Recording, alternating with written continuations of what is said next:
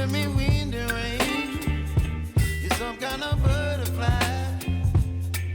Baby, you give me midnight. You whip up my appetite. Don't leave me here high and dry.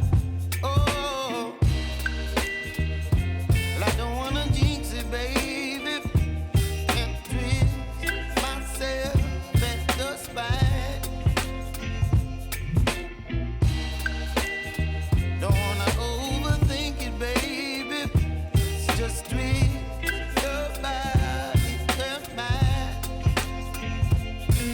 Baby, you give me ice and fire. You're giving me wind and rain. You're some kind of butterfly. Baby, you give me midnight. You whip up my appetite.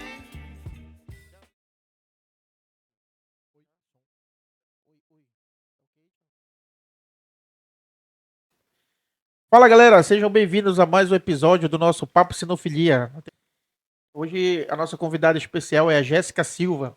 Ela que é adestradora, estudante de medicina veterinária, está presente aqui conosco para a gente dar início ao nosso bate-papo. E agora o Mauro vai falar um pouco sobre os nossos parceiros e patrocinadores. E aí, galera, vou falar aí dos nossos parceiros e patrocinadores, né? O K9 Jail, o Nose MP e o Centro de Treinamento Von Norte. Mais informações vai estar aí na descrição do vídeo, né? No link aí nas descrições do vídeo, tá? E aí, como o Tony falou, a gente está hoje aqui com a presença da Jéssica. Primeira mulher no nosso podcast, adestradora, estudante de medicina veterinária, como o Tony falou. E aí a gente vai conversar um pouco com a Jéssica para saber aí sobre curiosidades, sobre como é ser adestradora, contar um pouco da tua história. Primeiramente, muito obrigado por ter aceito o convite, tá? Participar com a gente aqui. E a gente vai rolar o Papo Sinofilia, tá? Antes de você se apresentar, quero te agradecer bastante isso. À vontade. Eu queria agradecer o convite, em primeiro lugar. E vamos falar de cachorro. Falar de cachorro, isso aí. Jéssica, a pergunta que eu sempre faço na abertura, primeira pergunta sempre já tá virando até clichê, mas aí fica como já uma marca registrada do podcast, é a primeira pergunta, ter, né? Como se deu o primeiro contato com cães e se você tinha ideia de que isso iria virar um dia uma profissão, uma forma de você estar aí lidando com adestramento. Cachorro, na minha vida, sempre foi uma paixão, desde criança. Só que eu acho que, como a maioria das crianças hoje em dia, a gente não tinha espaço em casa para ter cachorro. Então, eu sempre tive ou um poodle ou um vira-latinha. Tipo, me acompanhou durante toda a infância. Sempre tive uma imagem de um cachorro dentro de casa.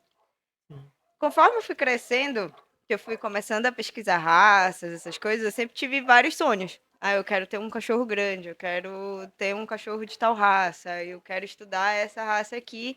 Com o tempo isso foi se perdendo, até que eu comecei a morar numa fazenda em Castanhal. Então lá eu tive espaço suficiente, foi quando eu comecei a dar continuidade nesse sonho. E aí eu comecei com Rottweilers, cheguei a ter 6 Rottweilers. E aí eu ganhei meu primeiro pitbull, que foi a maior paixão, assim, da minha vida. E aí, quando eu ganhei o pitbull, foi quando eu dei o start, assim, da questão de comportamento. Eu comecei a ver que ele era um animal completamente diferente dos outros que eu tinha conhecido. Dos Rottweilers. Dos Rottweilers, dos vira-latas, dos poodles que já tinham passado por casa. Então, ele era muito diferente. E aquilo começou a me instigar. E eu comecei a procurar livro, vídeo na internet, tudo. Os pitbulls começaram a fazer isso. Esse pitbull começou a fazer isso. Um pitbullzinho. Era a Luna, a minha primeira pitbull. E aí eu comecei a ir atrás de mais informações. Ganhei o segundo pitbull, logo depois da Luna. E aí aconteceu uma coisa muito engraçada. Eu descobri no YouTube que tinha um canal de um adestrador, que foi o primeiro contato com o adestramento que eu tive, que era do Jairo Teixeira, que para mim até hoje funciona como uma grande referência no mundo do adestramento. E aí o aluno dele, um dos alunos dele, foi até Castanhal para ministrar uma turma de comportamentalista canino. E aí ele foi até a fazenda e usou uma ninhada de pitbull que tinha lá Legal. para dar uma aula de comportamentalista, enfim. Então aquilo assim foi abrir um mundo O assim. start pra você gostar do adestramento. Exatamente. Legal. E aí a partir disso, só que até então eu nunca tinha pensado que eu iria trabalhar nessa área.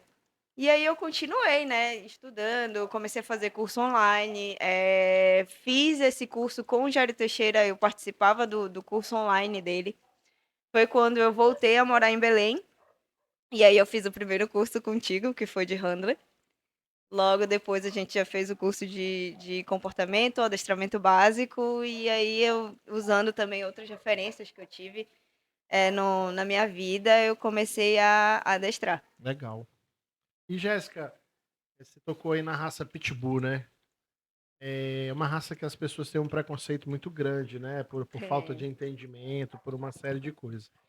Como é que tu vê essa crescente do Pitbull? Teve nos anos 90, teve uma crescente muito grande. Em seguida, as polêmicas que tiveram a respeito da raça. A gente sabe, quem trabalha com isso, quem sabe ver que não é culpa do animal, a gente sabe isso aí. Mas como é que tu vê aí essa situação, antes da gente entrar em outro assunto, mas já aproveitando esse gancho, essa explosão de bully que tem em linha de sangue de pitbull, essa explosão de pessoas criando esses cães de uma forma praticamente errada, né? Humanizando esses animais. Tu acha que isso aí a curto, longo prazo vai começar a ter muito problema de cães mais agressivos? Como é que tu acha? Como é que tu enxerga isso aí, entendendo de comportamento e também sendo uma pessoa que é amante dessa raça pitbull? Mauro, já tem um certo tempo e eu acho que eu já fiz até críticas muito abertas com relação a isso. É muito perigoso. Eu acredito que a curto período de tempo a gente vai começar a ver situações que são ruins. Eu acho que tanto para os cães, quanto para as pessoas, quanto para a sociedade de maneira geral. As pessoas hoje em dia olham para um cachorro, independente da raça, e imaginam ali, é da minha família, pertence à minha família. Então vem logo aquela imagem da humanização. Só que aí você pega um cachorro desse, você não considera características dele, características que são muito fortes, por isso que ele tem esse nome, Pitbull. Então existe toda uma história por trás desse nome. E você ignora tudo isso, você ignora toda uma carga genética, você ignora todo um comportamento de anos de história desse animal e você leva para dentro da sua casa E deixa ele fazer o que e quer, né? deixa ele agir como se fosse uma criança. E aí esse cachorro não é culpa dele se lá na frente ele vai rosnar pro teu filho, se lá na frente ele vai tentar se impor, porque é da natureza dele, é normal. As Da pessoas característica, né? não têm noção disso. Então acham que porque diminuiu o animal, que ele ficou menor, né? Ele é fofinho, ele tem aquela carinha redondinha, acha que ele, em algum momento ele vai ser eternamente grato pra ti porque tu pegou ele de um canil e tá dando amor e carinho incondicional. Isso é um problema muito grande. Legal. Infelizmente, eu já peguei casos graves com relação a isso. Os American Bully? American Bully e Pit Monster. Tony, tá vendo que o negócio é É. complicado, né, É cara? mel não, né? Não. E você trabalhar um cão como um Pit Monster, um cachorro de 50 quilos, como tem É aí, complicado. dele dizer assim, a partir de hoje eu não sou mais teu amigo. E aí, como é que você vai resolver o problema Como é com ele, né? Como resolve, né? É complicado. E Jéssica, uma outra curiosidade. Tem tido, se a gente colocasse numa balança, quantidade de problemas que esses cães, desses tipo bulls, tu tem visto, quais são os maiores problemas? Se a gente pudesse pontuar 3 problemas, a gente dissesse assim, ó, esse aqui é o mais recorrente que está acontecendo, e tu pontuasse aí 3 problemas que tu vê. Eu acho que o que mais chama a pessoa, quando ela vai procurar um adestrador, geralmente ela já chegou numa situação limite. Ela já pesquisou na internet, Ela já, foi ela no já Google, fez o curso online. já adestrou tudo errado. Ela já adestrou do jeito que ela viu no YouTube, ela já passou pelo adestramento positivo, ela já viu que não dá certo. Então ela vai e procura um adestrador para fazer um acompanhamento. Último recurso, Para né, cara? fazer um acompanhamento real. Geralmente isso acontece quando alguém de casa foi mordido. É o que dá o Então, start, é a agressividade, é a verdade. agressividade ela sempre te leva para o estágio máximo de desespero. Tu começa a sentir medo do teu próprio cachorro, do animal que convive contigo ali. Então isso se torna desesperador. Eu acho que depois desse ponto Tem do, acontecido um acidente do- e agressividade, né? depois desse ponto da agressividade contra os donos, vem um outro ponto que é a reatividade.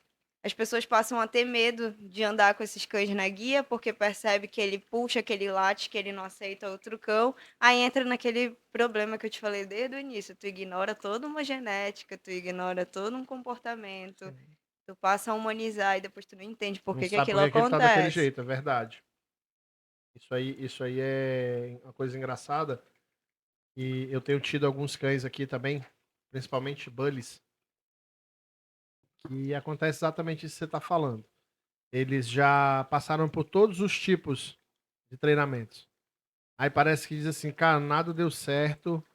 É a última chance desse cachorro é participar de um treinamento. Aí eu gostei de uma coisa que você falou, de um treinamento real, onde a gente vai dar realmente a real pro dono, cara. Ou você muda seu comportamento, ou você vai perder o seu cão. E assim, poderia ter sido poupado se as pessoas aceitassem que aquele animal tem uma carga genética, tem uma história, né, ali por trás do Uhum. comportamento, mas é complicado, bem, bem complicado. Eu vejo que isso aí é uma das coisas que tem atrapalhado realmente o convívio de algumas pessoas. É bom para o adestramento, são negócios, Sim. a gente não torce para que isso seja recorrente, mas a própria falta de informação ou fechar de ouvido dos proprietários causa isso, né? Não sei se você enxerga dessa forma. Dificulta muito o nosso trabalho esse último ponto que tu colocou, o fechar de ouvidos. Porque às vezes acontece também da pessoa chegar nesse estágio que a gente. Eu costumo dizer, não, chegou no estágio vermelho ali. Dali pra frente é o máximo que tu pode imaginar de problema. E aí você chega, você conhece toda a situação, você conhece a família, você entende o que está acontecendo, você orienta, você inicia o trabalho, só que você inicia o trabalho sozinho. Porque as pessoas dificilmente conseguem mudar o modo como elas enxergam aquele animal. Vai Aí ter aquele entra. medo, aquele receio, né? Porque Exato. ele já mordeu, ele já Isso, mostrou pois a é. força, né? Exatamente. Então, eu já tenho um certo medo.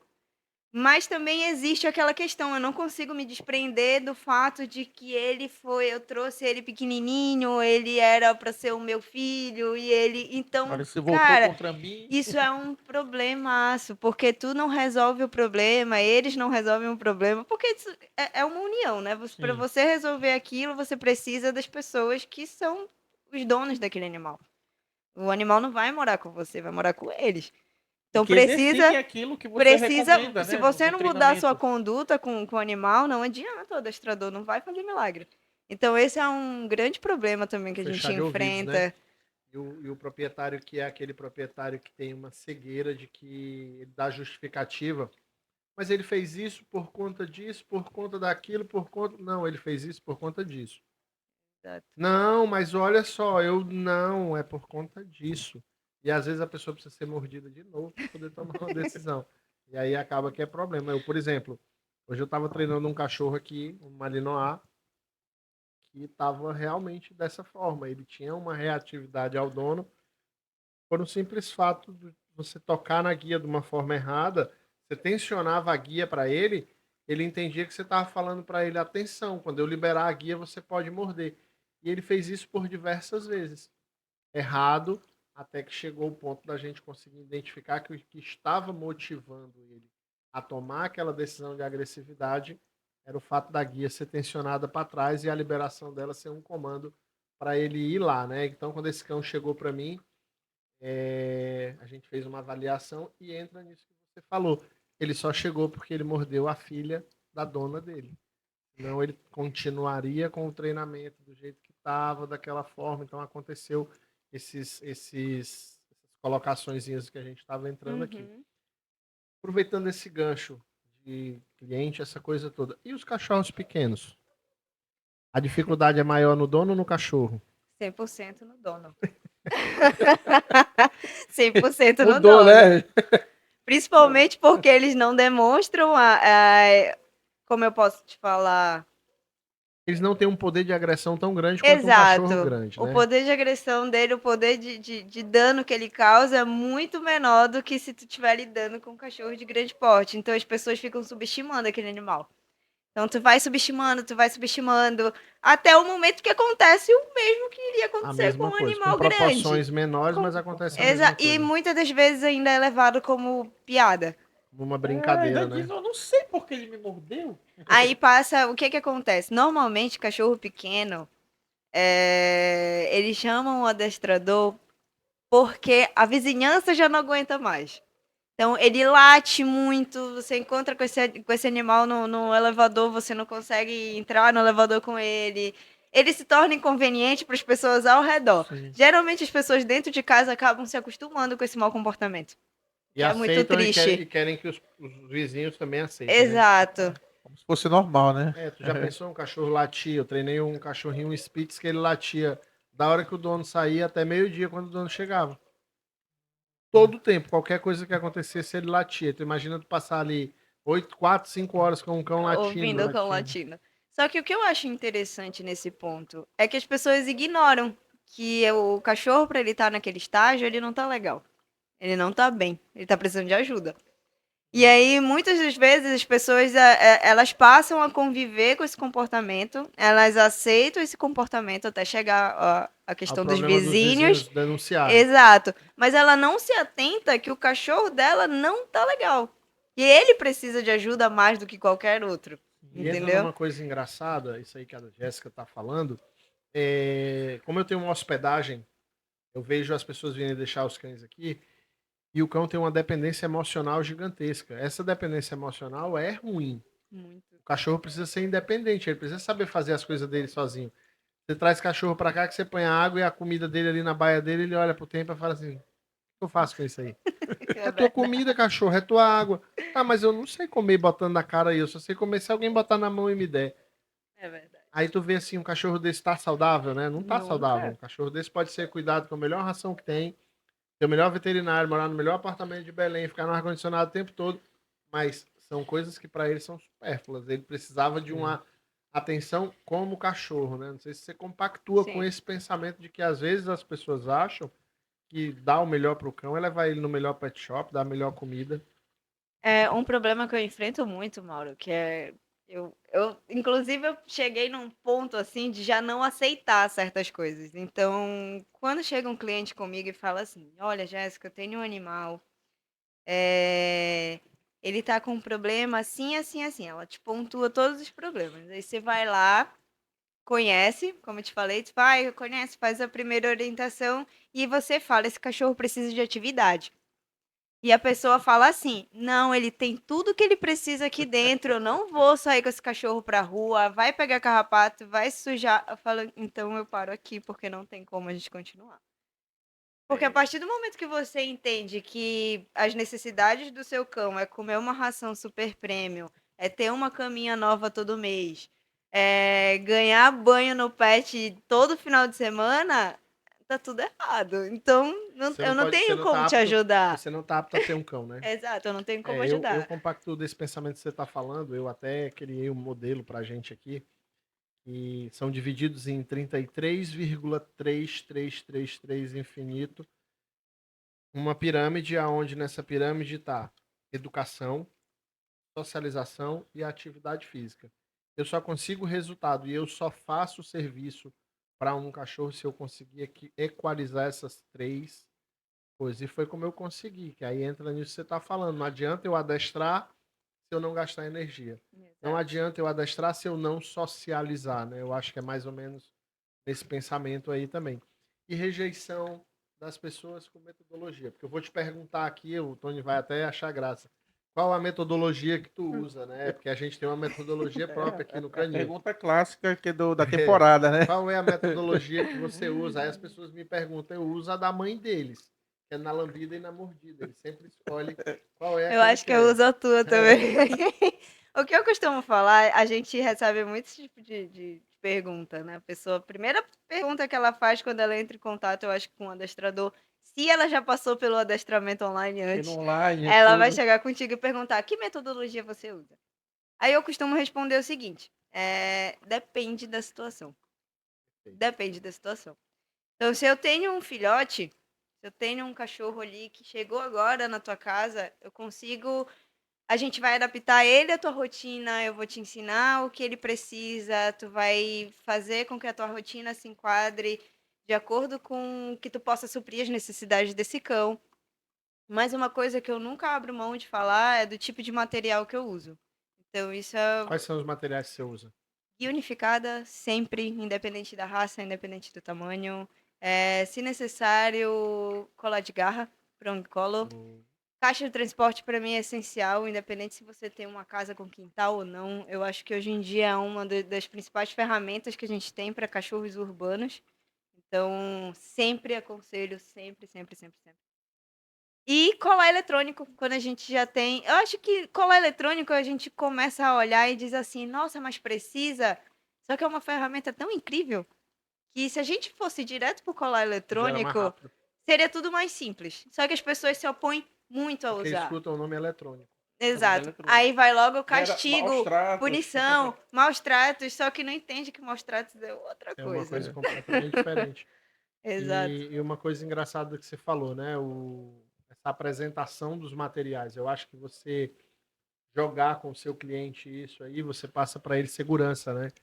E eu, em alguns cursos aqui, eu falo, olha, eu não abro mão do uso da caixa de transporte, isso é fato. Eu não abro mão do uso necessário do colar unificado. Uhum. E tem outras ferramentas que o cão vai me pedir para usar ou não. E é ele que vai me pedir, de acordo com o comportamento dele, é ele que vai me pedir para usar, se é necessário Exato. ou não. Mas eu tenho um equipamento que eu posso usar ele desde o primeiro dia de treino, que é o e-collar, o colar eletrônico. Só que o que, que acontece? Quando você fala nisso, Acabou. o cara fala, você tá louco. E eu tenho um exemplo só para te falar de um American Bully que veio para cá. Tyler, provavelmente o Yuri deva estar assistindo a gente aí. Vai ser uma das pessoas que eu vou convidar para vir aqui quando for na temporada Proprietários, porque ele tem um relato muito massa do colar eletrônico, aonde ele cometeu o erro de fazer o primeiro adestramento do cão dele, os 3 primeiros meses, todo o tempo no reforço positivo, não, e o cachorro Nossa. não conhecia outra coisa. Resumo da história: o cachorro começou a atacar ele e a esposa dele dentro de casa por ambiente. Esse ambiente é meu e acabou-se. Já veio para cá recomendado por alguns amigos. Chegou aqui reativo ao extremo. Coloquei um colar de elos nele, de metal, porque ele virava para morder o de pano e cortava o de pano para pegar a gente, né? Complicado. E aí, quando ele começou a botar o colar de metal nele, ele mordia o colar de metal, ele não conseguia se soltar, ele ia no Yuri. E aí ele passou um sufocozinho aqui com a gente, 3 coleiras, parecia uma onça, preso num poste fixo, coleira de um lado, coleira do outro, puxa Eita. daqui, puxa dali. Aí eu disse, Yuri, posso botar o colar eletrônico nele? Não, de forma alguma. Tá bom. Nossa, Não. diante de toda essa Toda essa situação. situação. Não aceito. Tá bom. Continuamos. O cachorro pegou um mal bocado. Terceira vez de mal bocado, eu disse, cara, tá sendo covarde com o teu cão. Porque ele tá sendo submetido a algo que você quer, não que ele quer. Cara, vai ser impressionante quando eu vou passar o vídeo dele quando ele vier. O cachorro sem o colar, treinando nesse período, e depois que a gente treinou com o colar, ele recebia um comando. Ele continuava nos sábados, aí no Sabadog se deita, dorme, fica tranquilo, relaxa. Não precisar usar mais o colar. Por quê? Porque a ferramenta foi colocada na mente dele de uma forma direita, sem sofrimento, sem nada. Aí é isso que ela está falando, essa orientação, eu acho que é legal. Jéssica, e outra coisa, tu recebe contato prévio de tipo assim, Jéssica, eu vou comprar um cão, queria uma ajuda. Muito pouco. Não tem Seria essa incrível cultura. se a gente tivesse bastante. Mas a gente tem que criar essa cultura. Eu tenho falado. Quer Eu falar alguma sempre coisa? indico, na verdade. Eu tenho falado muito aqui, principalmente para alunos de veterinária, você é aluna de veterinária também. Veio uma turma da UNAMA para cá e eu falei, vocês veterinários têm uma força muito grande na formação das pessoas. Vocês chegarem dentro de um consultório e começarem a falar para essas pessoas da importância do adestramento e do conhecimento do comportamento animal, tudo vai melhorar. Vocês estão vendo que uma pessoa tem um cão e esse cão tá tendo problema, oriente essa pessoa que no próximo cão ela procure uma pessoa que entenda de comportamento, ou o próprio veterinário pode vender esse serviço se tiver entendimento, para que procure, porque às vezes a pessoa compra um cachorro, eu comprei um Jack Russell porque eu achei lindo ele pequenininho, meu irmão, peraí, eles são pilhado, o cachorro não para. Eu não sabia, pô, tu não leu sobre a raça que tu ia comprar? Então, Sobre isso que você falou agora, da questão do veterinário indicar, aconteceu uma coisa engraçada. Engraçada não. Engraçada e muito boa, né? Porque chegavam uns clientes comigo e falavam assim: a doutora Larissa me indicou você. Doutora Larissa me indicou você. E vários clientes, assim. E eu ficava: quem é a doutora Larissa? Aí eu perguntava: da onde? Ela falava o nome da clínica, né? E eu não sabia quem era. Aí, quando foi um belo dia, eu precisei comprar um remédio, um medicamento para as minhas cadelas. Eu falei, eu vou lá, porque eu quero saber quem é a doutora Larissa. E aí eu fui até lá, infelizmente ela não tava. Aí eu peguei o contato e a gente se já adicionou conhece a no. doutora Larissa Hoje em agora? dia, sim. Já, né? E eu agradeço muito, mas ela faz esse papel que pouquíssimos fazem. Que é você receber um cão que, além de estar com um problema físico, está com um problema psicológico muito Problema grande, emocional, né? comportamental muito grande. E ela consegue identificar isso. E aí ela E sempre o que, usa e o que de eu acho que é legal é que indicação. as coisas não competem entre elas, né? Por exemplo, Não. não custa nada o veterinário, se ele não tem conhecimento da causa, ele indique para alguém que conhece. Como, por exemplo, o adestrador, muitas vezes, eu, por exemplo, eu tenho parceria com alguns veterinários.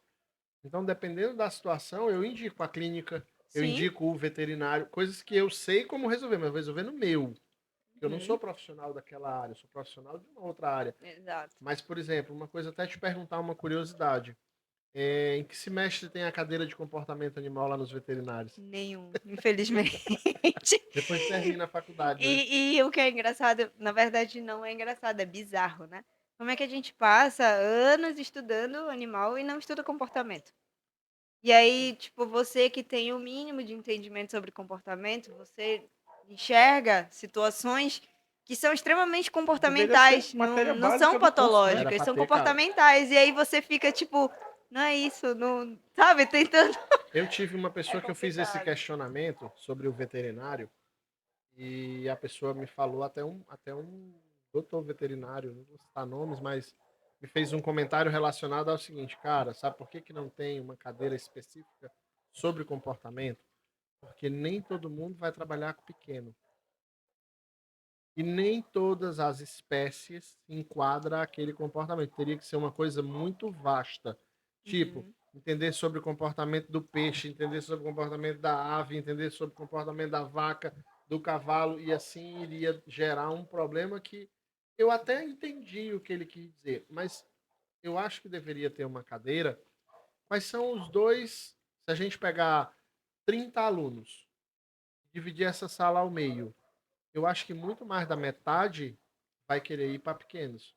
É verdade. Dependendo do local, aqui tu vai pegar dentro de uma sala 30 mulheres, 30 homens, tu vai pegar assim, vão ter 3 homens que vão para a fazenda, trabalhar na lida lá, no gado, outros vão ser pesquisadores, vão estar ali, mas a grande maioria vai para a área pet. Então, a demanda é muito maior. O que eu andei, tipo, que eu observo dentro da medicina veterinária, nesse pequeno período que eu estou fazendo parte, é que as pessoas que trabalham com animais de grande porte dá mais importância ao comportamento do que quem pega animais de pequeno porte. Porque o cara que trabalha com um cavalo, que pesa não sei quantos 500 quilos, quilos lá, um uma cavalo. vaca, um touro, ele precisa entender de comportamento. Porque é a vida dele que está em jogo ali. E olha o engraçado que você está falando, né? A vaca, ela é presa. O Exato. cavalo é presa. O cachorro é predador. Então, o cara que trabalha com um animal que é presa, tá procurando entender o comportamento dele. E o cara que tá trabalhando com um animal que é predador, tá cagando pro comportamento dele. Não sabe nada. Não, e se opõe a usar ferramentas que iriam ajudar a lidar com aquele animal. Fala num cambão, é mesmo que matar. Nossa, nem pensar. Você imagina o seguinte, os caras colocaram agora nos pet shops um vidro para que o proprietário tenha acesso às imagens de como o cachorro é tosado. 14, né? É muito Beleza. comum isso. Existiam maus tratos? Sim.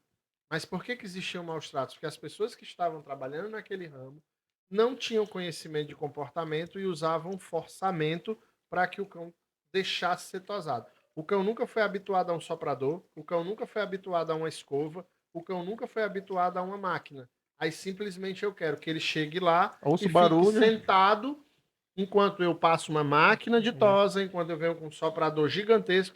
E aí o cara que está secando e tosando, ele muito menos está preocupado na questão do comportamento. Levanta a orelha do bicho aqui, ó. É verdade.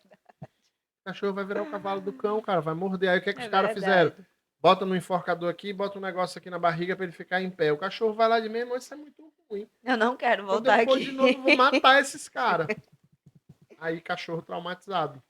O meu, eu tenho um que ele fica meio. Ele vê o secador de cabelo da minha esposa, ele já vai saindo devagar. Que A ele experiência, vê. tu fez isso com ele, tu pendurou ele, então, com certeza. Jéssica, uma outra coisa engraçada. Dentro desse ramo aí, tu se enquadrou na parte de adestramento, né? Tu Isso. gostou dessa parte de adestramento. E assim, como é que tu tem visto esse gancho, esse nicho de adestradores aqui dentro da nossa região, né? Eu tenho feito essa pergunta porque é interessante a gente saber do meio que a gente está, né? Uhum. Como é que é esse intercâmbio, como é que essas pessoas criam conhecimento, como é que essas pessoas interagem. Conta um pouquinho para a gente como você vê isso aí. Você, Jéssica, vê essa situação do adestramento dentro de Belém. Não dentro de Belém, mas aqui na região norte. Mauro, é interessante o seguinte: as primeiras pessoas que eu conheci, quando eu fui entrando nesse mundo do adestramento, a gente conseguia fazer uma troca de informações bem legais. Uma dessas pessoas foi você. Então, tu abriu assim as portas para mim de uma maneira que eu agradeço até hoje.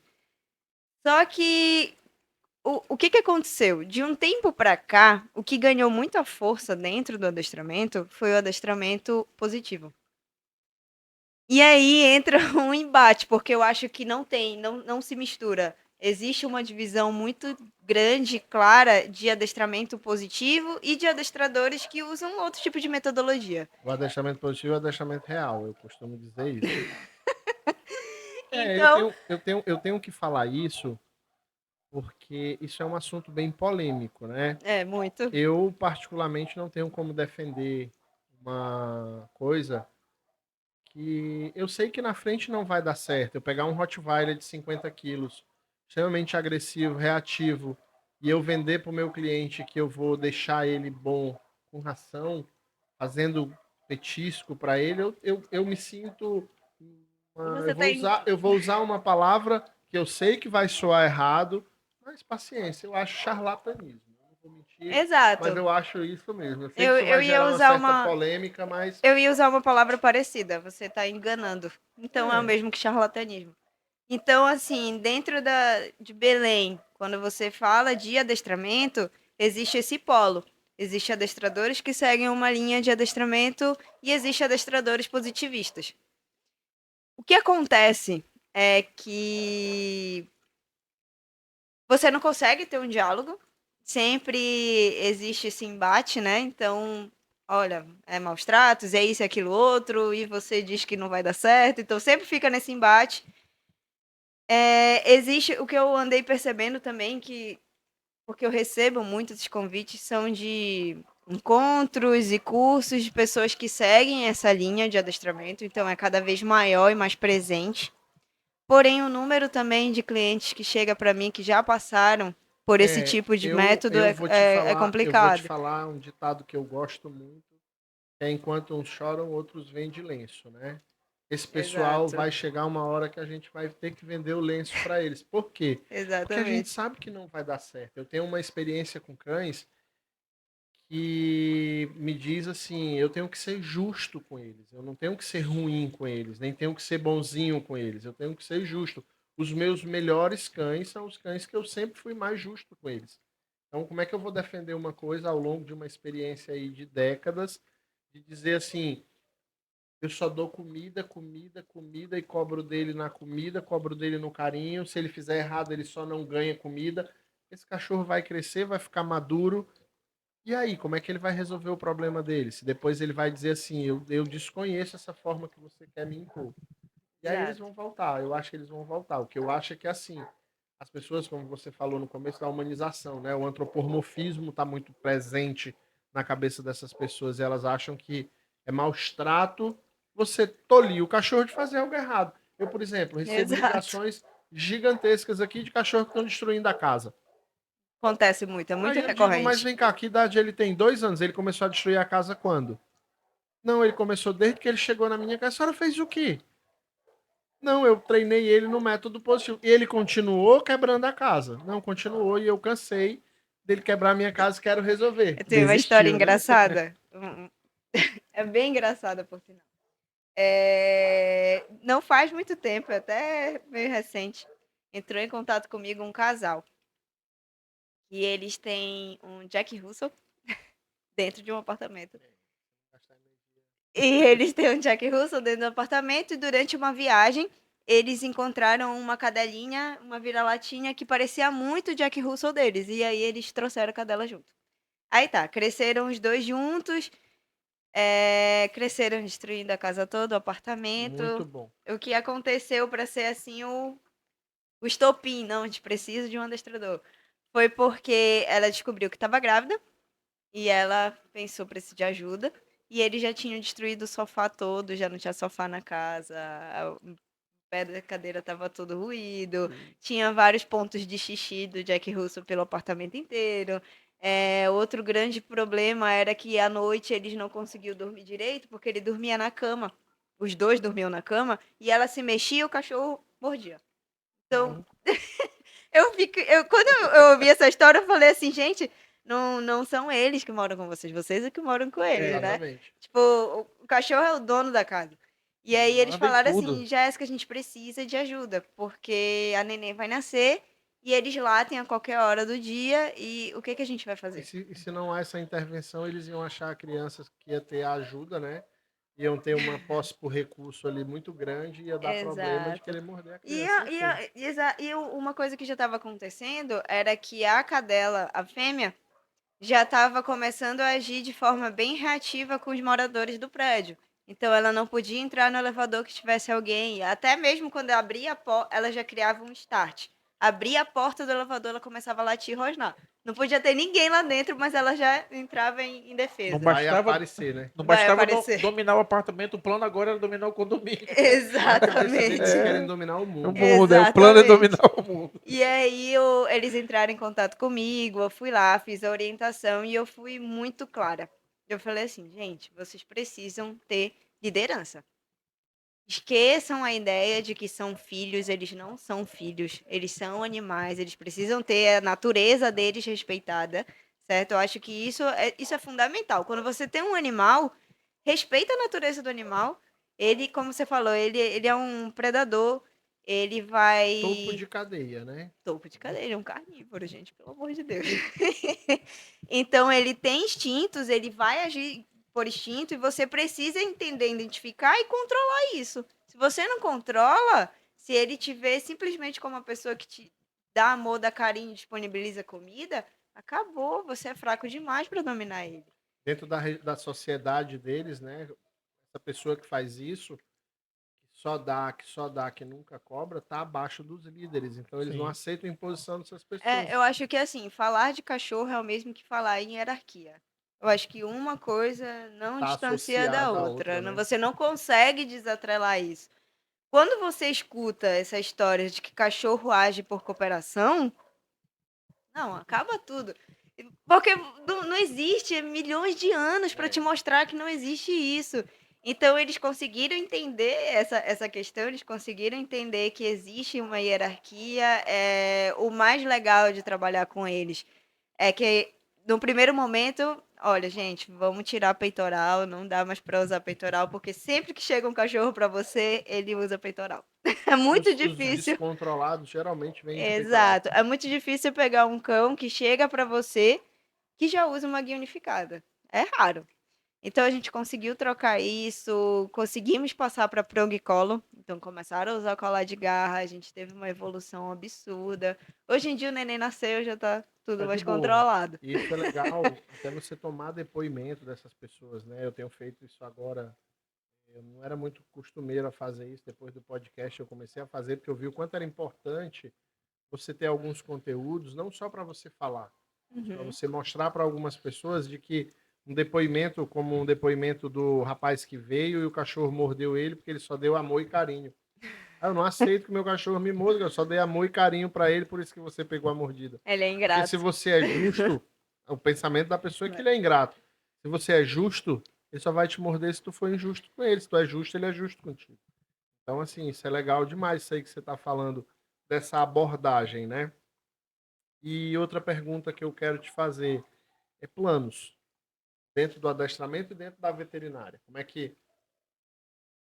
Então, Mauro, eu acho que quando a gente está dentro do adestramento, não para de surgir coisas novas. Então, assim, eu tenho sonhos de fazer vários ainda outros cursos, conhecer várias pessoas que para mim são referência dentro do adestramento. Um dos planos assim que eu tenho é de montar um centro de treinamento que eu consiga dedicar mais tempo àqueles animais, dedicar um espaço mais adequado para treiná-los. Hoje você está treinando mais em domicílio. Domicílio. Eu treino a domicílio, só que a gente tem uma limitação muito grande. Um exemplo que eu tenho, eu estou treinando dois boiadeiros australianos e eles são extremamente reativos com moto. Então, eles não têm atividade, logo direcionaram essa questão da Pra correr caça atrás da moto. deles para moto. E aí eu fico dependente de passar uma moto na rua para conseguir treinar o cachorro, entendeu? Pontuar aquilo na cabeça dele que não pode, né? Exato. Quando você tem um espaço que você consegue montar e criar essa cena, como você faz aqui, é mais fácil. Tu consegue direcionar mais o cachorro. Eu tentei tirar os treinamentos da domicílio, né? O Canil tem mais treinamento em domicílio. Depois da pandemia, eu aproveitei o gancho da Uhum. pandemia para não fazer mais, porque eu tive muito mais resultado aqui, que aí entra naquilo que a gente estava falando antes. Eu consigo gastar energia, eu consigo socializar com outros cães e consigo adestrar. Tudo no mesmo lugar, no mesmo dia. Então, é mais Exato. tranquilo, é bem mais fácil mesmo. Mas eu acho que já consegue. Com o profissionalismo que você tem aí, já você vai, Se Deus você quiser. vai conseguir almejar É isso aí. o objetivo. Dentro da veterinária, te confesso que eu ainda estou assim pesquisando muito o que eu quero seguir, a área que eu quero seguir. Mas a minha grande paixão é o comportamento.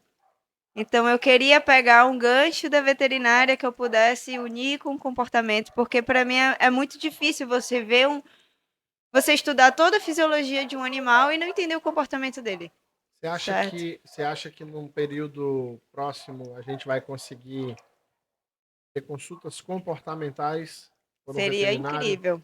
Seria incrível. Isso daí O é. veterinário passar uma. Mas aí entra um choque, né? Como é que vai fazer isso aí dentro da própria faculdade, na grade curricular dela, não tem Não isso aí, tem. né? Seria uma coisa, uma especialização. Exato, entra nessa parte da especialização. Eu já cheguei a ver algumas coisas. Infelizmente, não tem tanta relevância quanto você fazer um neuro, um hemato, alguma coisa do tipo. Mas é uma área crescente. Aonde existe muito e é muito forte é quem trabalha com equinos. A pessoa que trabalha com equinos, ela entende tudo de comportamento. Ela precisa, ela necessita O disso. cavalo, as cifras são outras, né? São outras.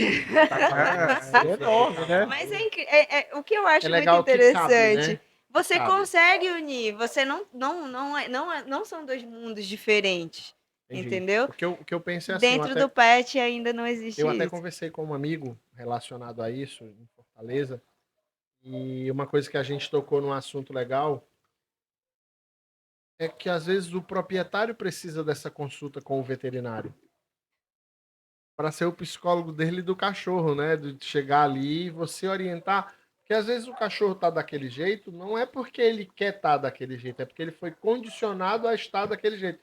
Então não adianta ele vir se consultar com a Jéssica e a Jéssica olhar pro cachorro e falar, olha, você tá muito danado, tal. O dono tem que chegar aqui, bota o cachorro aí, ó, vocês estão fazendo tudo errado.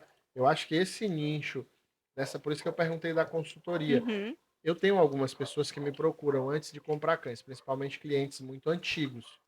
E eles chegam e falam, cara, a gente mudou nossa rotina de vida, o cachorro que eu tive foi esse, e eu queria uma orientação sobre a raça que a gente tem que comprar. Eu às vezes até brinco, eu disse, porra, bicho, se eu te ensinar qual é a raça que eu tenho que comprar, como é que eu vou ganhar dinheiro depois que tu comprou a raça errada, né? Então, com clientes antigos eu também consigo Isso é isso. Já voltaram vários e olha, Jéssica, a gente está pensando em ter um outro animal. Qual animal iria ser mais adequado à nossa rotina, à Isso é nossa massa. casa?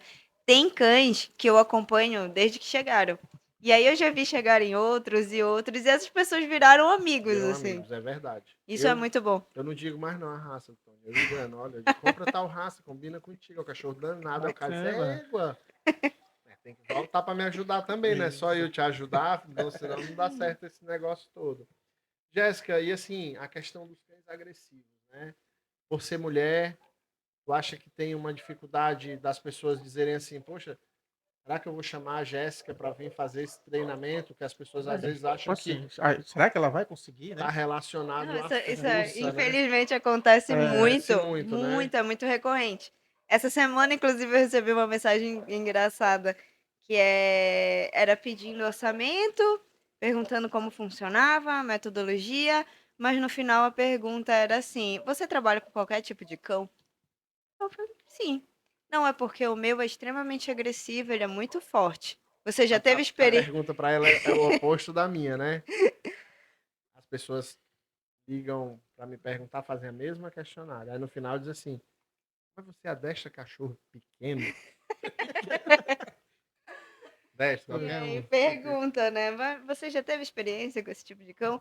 Aí eu costumo falar, tipo, não como uma forma de prepotência nem nada, mas olha, eu crio pitbulls há um certo tempo, então sim, eu consigo te ajudar nisso. Que Aí gera, algumas né? pessoas aceitam. Gera a dúvida. Tipo, será que ela vai conseguir resolver Tem o gente que pode problema? olhar para ela e dizer assim, olha, eu acho que tu pode, talvez tu Recebeu a indicar, consiga, porque mas tenta, né? recebe Ah, a, Acontece, acontece muito, acontece, recebe a né? Eu acho indicação, que tu não acontece. né? vai conseguir, mas eu queria ver tu tentar. Recebe a indicação, aí diz assim, pô, vou ligar pra Jéssica. Aí liga pra Jéssica. Ah, Jéssica, a Jéssica chega lá pra fazer o trabalho, o cara diz, pá, tu acha que tu vai conseguir pegar nesse cachorro? Bom, vai lá que eu quero ver, né? Já, Eu tive né? casos muito, muito bons já com relação a isso. Inclusive, tem alguns no Instagram. Eu deixei lá salvo como um destaque. Mas teve um específico que foi muito bom, que era um Rottweiler enorme. Eu não sei quanto ele pesava, mas era um Rottweiler muito bonito. O Hulk.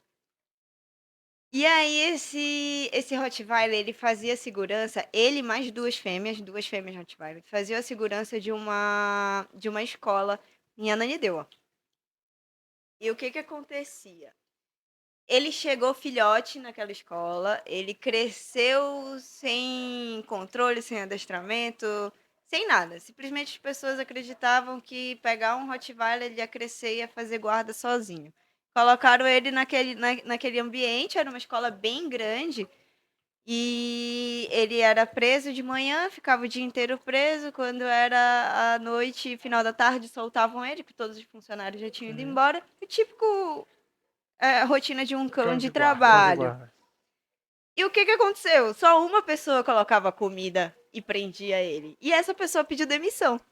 E aí Boa. todo mundo entrou em pânico, tipo, quem é que vai mexer nesse cachorro? Como é que a gente vai fazer para cuidar dele? E aí começaram a pedir pro senhor que era responsável por ele, Volta. e fica até a gente encontrar alguém, fica até a gente treinar outros funcionários, não sei o quê. E aí foi um Deus nos acuda. Eu te confesso, Mauro, que eu não sei como me indicaram. Agora, no momento, eu não tô lembrada, de verdade. Eu só sei que uma senhora me ligou. E aí ela ficou quase que uma semana me perguntando várias coisas. Eu acho que ela estava tentando avaliar se eu sabia o que eu estava fazendo, eu não sei. E ela passou quase que uma semana me mandando várias mensagens, perguntando várias coisas bem aleatórias. E aí, um certo dia, ela falou assim: você pode vir aqui tal dia, ou tal horário, assim, assim, assado? Eu falei: posso. Aí eu fui lá. Quando eu cheguei, tinha uns 5 funcionários parados, assim, tipo, esperando, né? Cagada acontecer, né? Só pra É, gente ver o que vai dar, né? meu Deus, vamos ver o que que vai acontecer. E aí eu cheguei, aí, olha, essa aqui é a Jéssica, ela veio pra ajudar a gente, não sei o Os que e caras tal. disseram, meu Olha, Deus. E a mas é você maioria mesmo. eram homens, a maioria eram homens, tinha uma mulher. Uma mulher da equipe que talvez iria trabalhar com esse cachorro, que era a Lília. Incrível ela, por sinal. E aí nós entramos, aí a diretora da escola foi lá atrás, né? Olha, esses são os cães. Ninguém chegava perto do portão, os Rottweiler mordendo a grade, pulando, pulando, e todo mundo assim, distante, assim, um círculo ao redor do portão do Rottweiler. Aí eu fiquei olhando assim, eu falei, quem mexe com eles? Ah, só o seu fulano, mas ele só chega às 6 horas da tarde. Aí eu, entendi. E o que que vocês querem que faça? Qual é o problema? Me conta a história e tal e tal. Aí falaram, né? Ele vai precisar sair, a gente quer treinar 3 funcionários para fazer a rotina desses cães, para os cuidados, o manejo deles. Falei, ok. A gente ficou conversando, conversando, conversando lá na frente. E para mim aquilo era uma deixa. Eu precisava fazer com que aqueles cachorros se acalmassem. Com Porque o que certeza. eu percebi, passava gente no portão, eles corriam para latir. Era comum desse comportamento deles. Só que eles não estavam acostumados com ninguém estranho chegando perto do portão. Eles não sabiam como agir a partir disso. E mudou um pouco a Até rotina então o de como povo era só feito. passava, né? Só passava na frente e nem olhava para lá. olhava. Mudou a rotina, porque eram várias pessoas conversando lá na frente. Aí eu perguntei, coleira, equipamento, ninguém tinha, ele nunca tinha colocado uma coleira no pescoço dele. Era só abrir o portão e saía. Exato. E manda pra dentro, É. pronto. Aí foi o que a senhora, a diretora, ela falou assim, Jéssica, o principal problema é o macho. As fêmeas não mordem, as fêmeas não dão trabalho, uma é castrada já tá meio idosa, o problema é o macho. A gente conversando, eu fui me aproximando do portão, me aproximando do portão. Aí eu olhei assim pra ele, já tava lá mais calmo, já cansado também, né? Não fazia atividade nenhuma, pulando no portão todo o tempo. Consegui laçar ele com uma guia unificada que eu tinha levado. Lacei ele com a guia unificada, aí ele só ficou olhando assim, aí eu não sabia qual seria a reação, peguei uma cola de elos e passei também para caso ele quebrasse a Soltasse, tava mais unificada. fácil de segurar, né? Exato. Quando eu dei o primeiro tranco nesse cachorro, acabou. Ele baixou a cabeça assim, ele, eita, tá diferente. Tem alguma coisa mudada aqui, né? Exato. Aí foi quando eu senti mais confiança, abri o portão, tirei ele lá de dentro, passei a conduzir ele na escola, a gente andou juntos. Aí foi quando eu fui começando a estudar o cachorro em si. Quero entender esse cachorro. Como é que ele reage se eu fizer isso? Como é que ele reage perto de alguém? Como é que ele reage E fora do quando essas território pessoas que dele? estavam lá viram essa cena acontecendo? Foi a sensação de espanto, né? Nossa, no primeiro dia ela entrou no canil, ela pegou o Tirou cachorro, ele ela de tirou lá. o cachorro. O que que a gente faz? Então ficou todo mundo assustado, eu consegui fechar o contrato. E Eu assim, trabalhei lá 2 meses, a gente fez o treinamento com as pessoas, no e o que fim, foi bacana todo foi que mundo você conseguiu usou da lidar. expertise do comportamento, né? De entender Exato. o que é que você podia fazer para ganhar aquele cão. Eu ganho ele na força, eu ganho ele no contato, eu ganho ele no cansaço, eu ganho ele na comida. Então acho que foi legal essa leitura, né? Essa visão de comportamento para modificar um comportamento. Senão, tem muita gente Exato. que chega e ia fazer o quê? Bota numa guia que alguém conseguisse colocar, se impõe na força, mas e aí, depois que o cachorro se acostuma com isso? Ele antecede e diz assim, agora não deixa mais tu botar a guia. Ganhou primeiro, né? Mas Eu acho esse tipo de abordagem assim para casos muito extremos. Quando você precisa de fato fazer. Existem abordagens.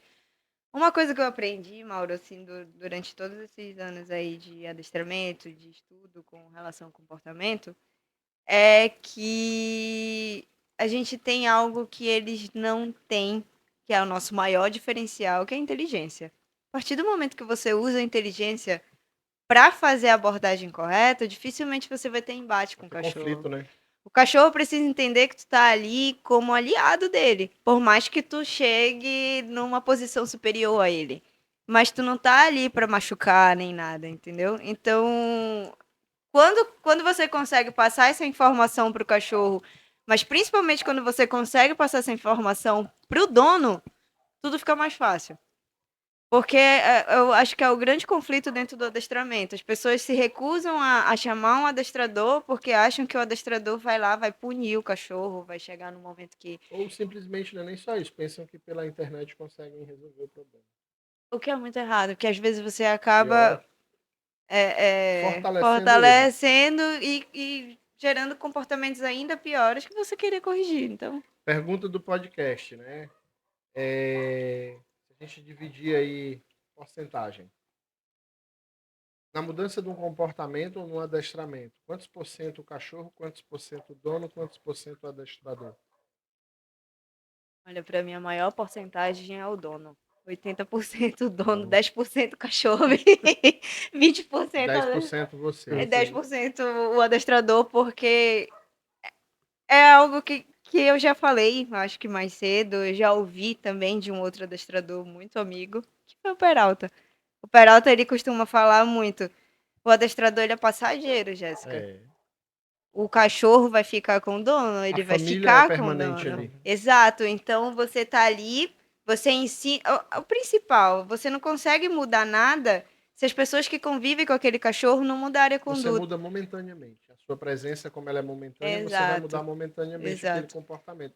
E às vezes isso fortalece o erro. É Porque eu verdade. contratei o adestrador, que representa 10%, com o cão, que representa 10%, e eles se entenderam porque há um equilíbrio nos dois ali. Quando Uhum. chega o proprietário, que representa 80% do problema, aqueles 10% do cachorro, 10% do adestrador, pô, vai dar problema de novo, porque eu vou embora. E Exatamente. muita E gente diz, acontece mesmo. quando o adestrador está aqui, ele faz tudo. Beleza, porque eu sou justo com ele. Quando eu vou fazer, ele não faz nada, porque você não Eu está escuto cobrando ele muito direito. isso. Ai, Jéssica, ele engana. Porque quando você tá aqui, ele faz tudo perfeito. Quando você vai embora, que eu vou fazer, ele não me obedece. Aí Ainda eu falei, fala, mas tu tem a mesma postura? ainda fala com o cão. Ah, quer dizer que com ela tu obedece, né? Acontece muito, É, acontece muito. agora aqui tu faz tudinho, Safado. né? Tá Mas vendo? é. Na frente da professora você É, faz direito. Aí tu você fica. Jéssica, e assim, as raças que tu tem mais trabalhado em Belém? Lulu da Pomerânia. Aos montes. Tem muito. O pessoal tem. Quase todos os adestradores Tem falaram muito. sobre isso.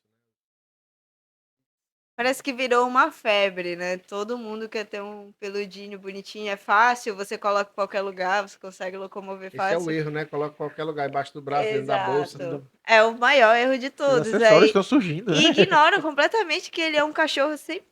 Eu acho, pelo menos, um cachorro muito funcional.